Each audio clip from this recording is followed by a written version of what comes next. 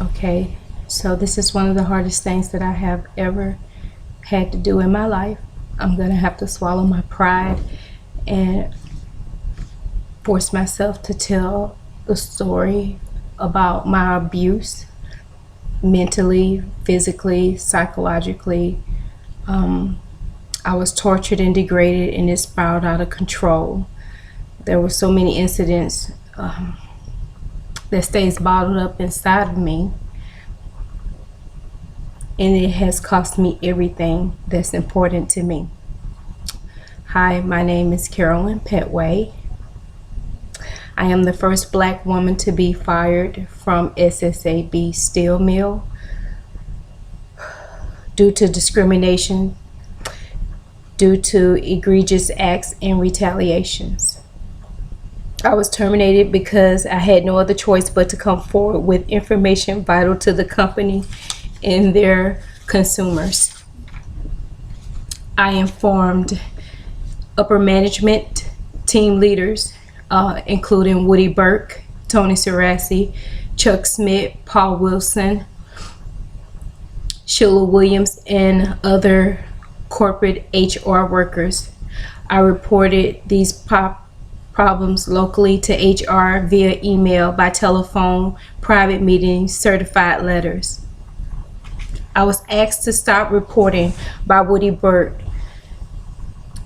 Desperately, I talked to a guy by the name of Paul in Chicago. And when I opened up to him to tell him what was really going on with me, he was so shocked. He literally said that he had to abort this conversation because he has no words, and he hung up in my face. So the entire company was made aware before, during, and after the incidents. My company retaliated and discriminated against me, and they ultimately fired me. I reported the verbal abuse, the mental abuse, the sexual abuse, the humiliation, what I was forced to do as a worker. I asked SSAB to please help me. I begged them. I knew it was a buddy-buddy system, so I asked them privately. I asked HR, and I knew that it was like a close-knit family, and that when one knew, all knew. I didn't want to be labeled as a snitch, but I was rapidly deteriorating. The bullying destroyed my self-worth, and I'm going to reveal why I was hated and other incidents that happened.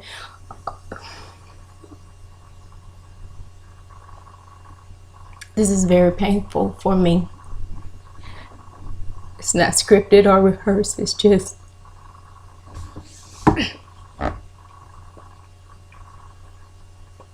early on when I was training for the job, I didn't want to be perfect Patty. I just wanted to do my job well because I knew I was up against a lot of men, and I wasn't trying to change their world or walk into their world and challenge them. I knew my position. I knew my place. I was trying to do a very good job, and I was in conflict with a lot of men there. They would abuse me over the radio and call me on the phone to change test results. So being naive, I jokingly would say to them, you guys are going to be responsible if someone dies.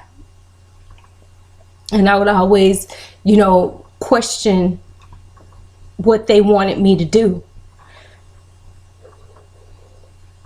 And that's when the attacks started and the rumors. And as a mom, I started thinking, what if this still becomes defective and somebody die on my clock? So I didn't know who to tell because everybody band together. I told team leaders, I told managers, and they would want me to post it after they have degraded me so bad over the radio. They would say over the phone, I need you to change this, that, the other, and I wouldn't. I held my ground, and others would have to come in behind me and change. And magically on the screen, I knew that they had to get it right. it was changed to perfect.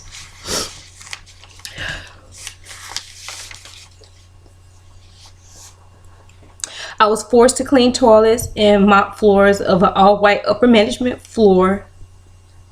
Some wouldn't look up. Some did dirty jokes.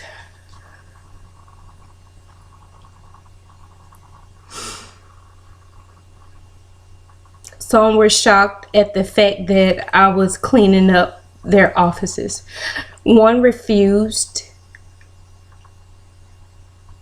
And after I would finish cleaning up their offices, I would go sit on the floor in the bathroom and just cry like a newborn baby because it was so hard. It was so hard as a chemical technician.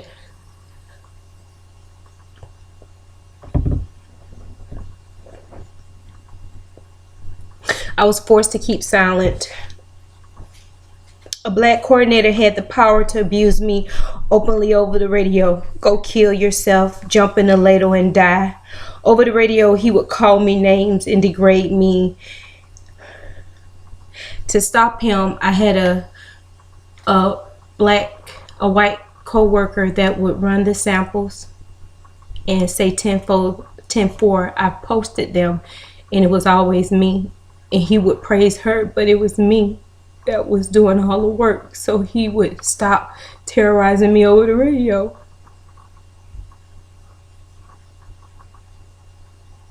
I just wanted peace.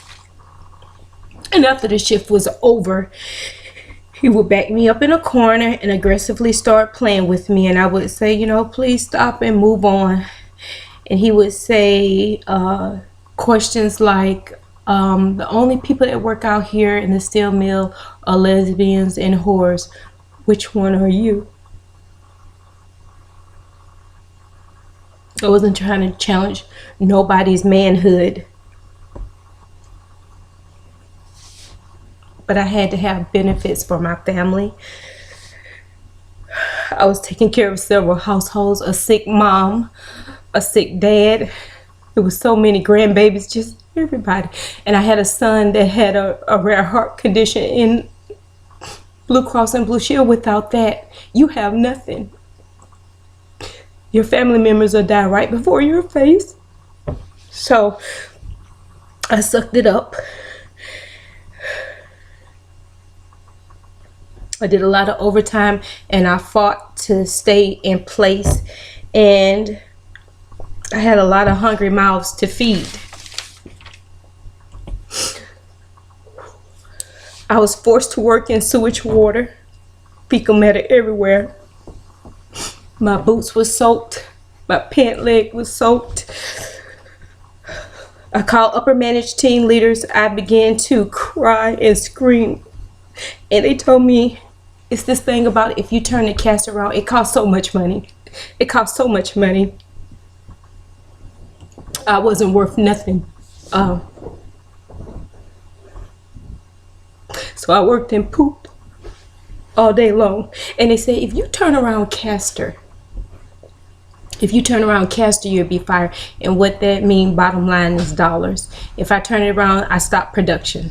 If I stop production, they lose a lot of money. So the choice was either to stop it or work in the poop. And they forced me to work in the poop.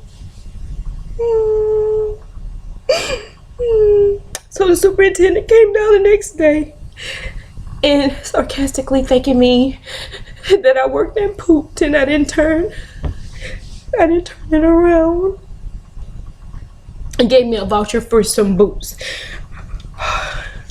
I started suffering neurological conditions that caused my face to twitch, my eyes to twitch, my nose to twitch, and they nicknamed me Bewitched. Anxiety attacks and depression.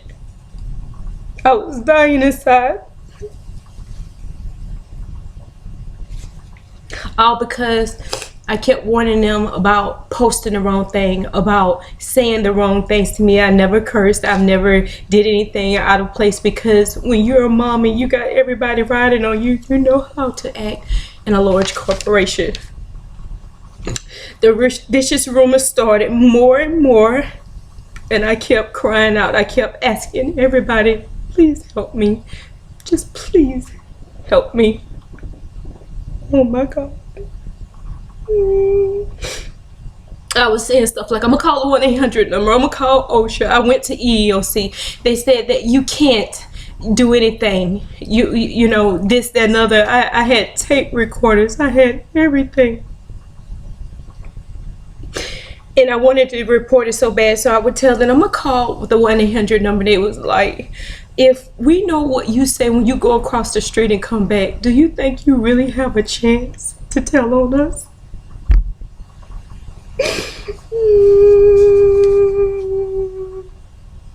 They start putting me in places that I didn't supposed to be as a chemical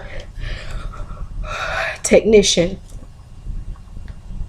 That day that I worked in the pool, I just prayed, because you can get sick from all of that. You will be like, in your mindset, how far will they go? Why would they do that to you? And they did it. And they did it, and everybody knew. Everybody knew. A lot of pornography and radio and television watching, so I decided to do W.P. Young, The Shack, and bring some jazz music, some Christian music, because they will often look at the National Geographic at the black, half-naked, poor people and just pick, and they would just say all kind of rude things. So they ordered all of my stuff to be thrown away. I just wanted to read and just get some peace. And they had a right to listen to Auburn in Alabama. They had a right to do their pornography, read, do whatever they want. And I just wanted to be happy. I wanted to prove that I belong there.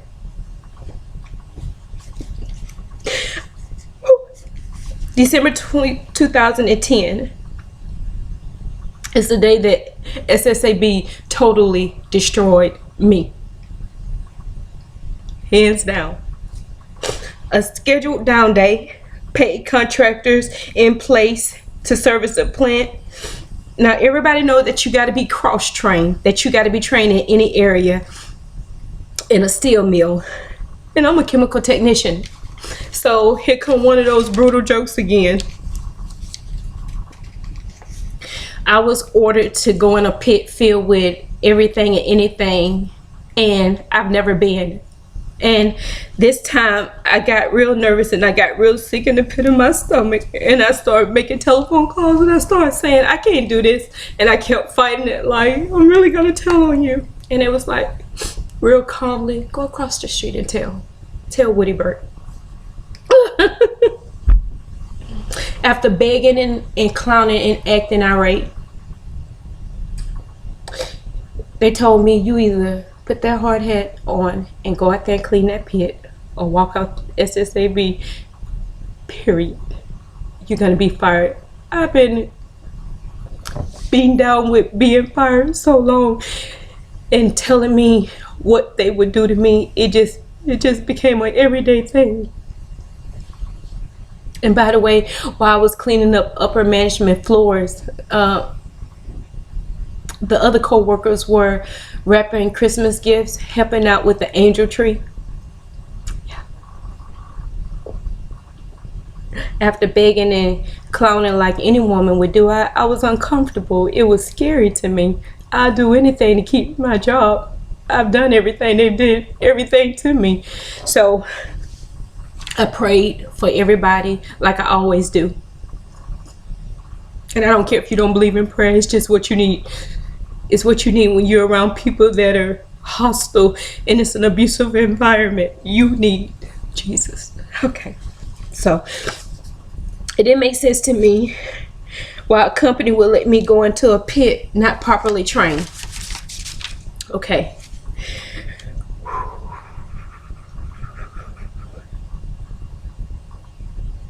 After falling 9 feet back, still fell and hit me. I don't know what happened. Just know I awake in a hospital.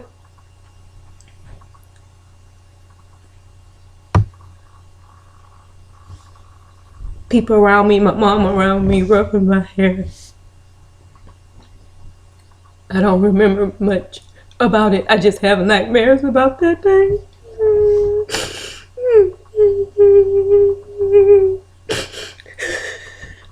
everything was a blur. It's a blur. It's a destructive blur. I have suffered mental abuse, sexual abuse, physical abuse. Going back to that pit that they put me in.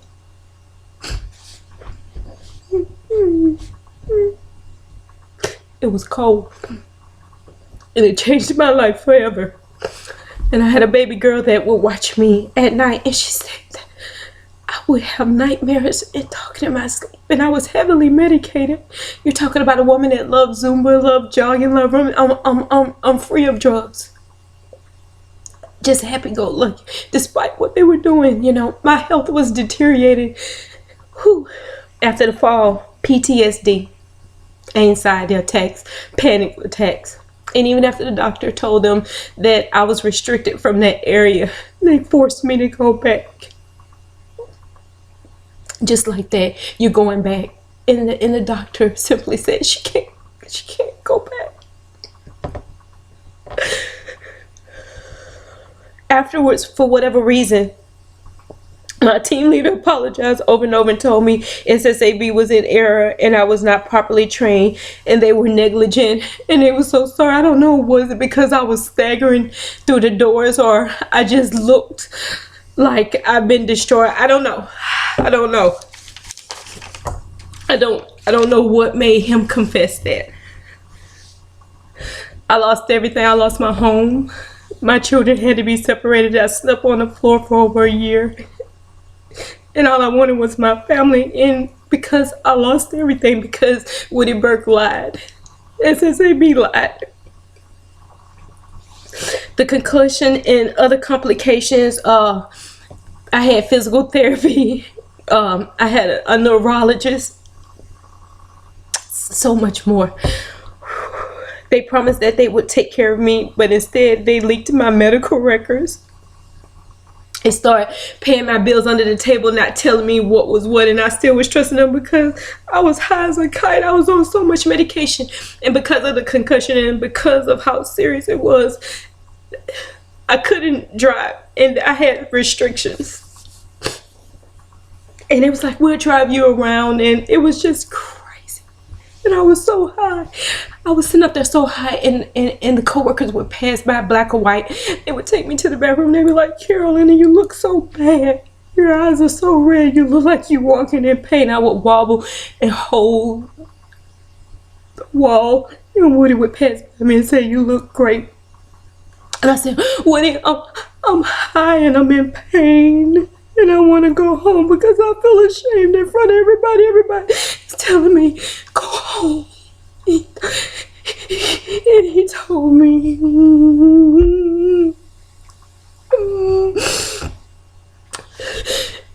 I would be fired.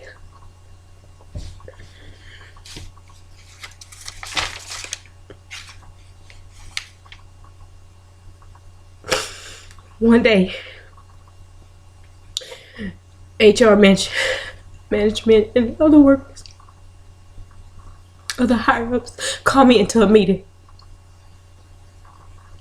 And I'm very funny, you know, with HIPAA laws and what people can do to you. Okay. So this is one of the big reveals.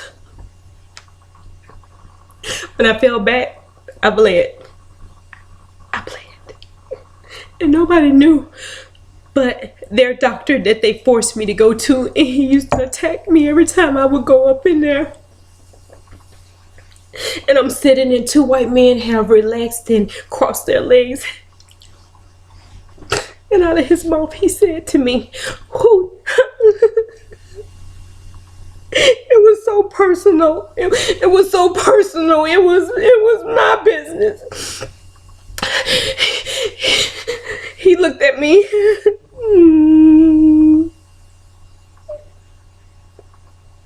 He said, you know, that problem with that vaginal bleeding that you're having,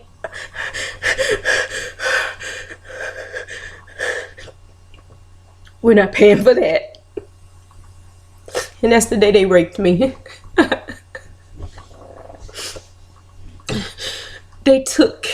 everything about me and amputated it. And it looked like they just gagged my mouth and just tied me up.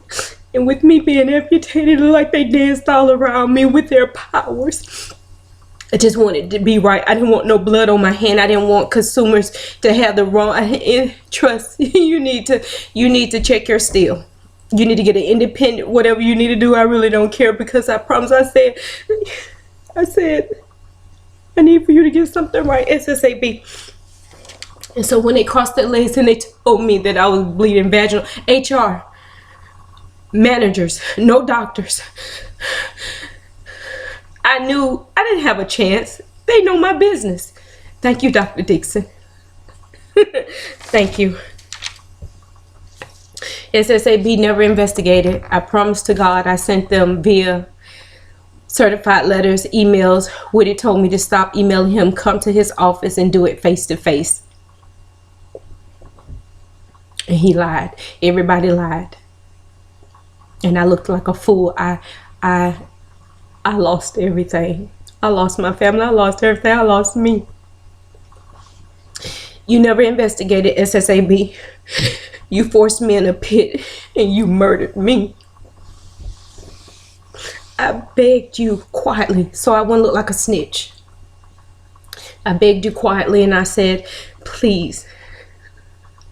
I said, please, back them up. I just want to work. I got babies. I got a son that's sick and he needs that insurance. And I'll do anything. Just,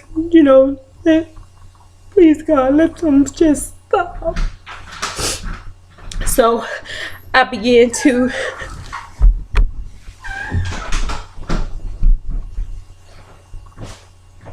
I told that you were cheating on the test and I didn't want lives destroyed and I didn't want the company to get away with negligence. I told you to investigate. I told you that there was discrimination. I told you about the abuse. I told you about them calling on the phone and whispering niggers in the middle of the night. I had no caller ID. I told you about the games that they played. Instead, you retaliated against me and you fired me. The day I fell, I left my soul in that pit. To the guy that brought the gun in your lunchbox, you serve in the armed forces. I know what happened and I know why you brought that gun. And I know why they found the gun, because on top of everything, me being high as a kite, upper management was asking for drugs. And you know what? You was giving me random drug tests. You was doing an overkill. What's the probability of keep asking me for a drug test? You didn't even test your managers. You didn't test your coordinators. And they was full of it. They go hunt in the lunch boxes and instead they found that gun. You know why they brought that gun, people? Because EAF had pushed them over the edge. Leroy Bailey, you know who you are. When you pushed him over the edge, he was at a point of no return. Do you think he was gonna snack on that gun? Do you really think that he brought it in because he forgot?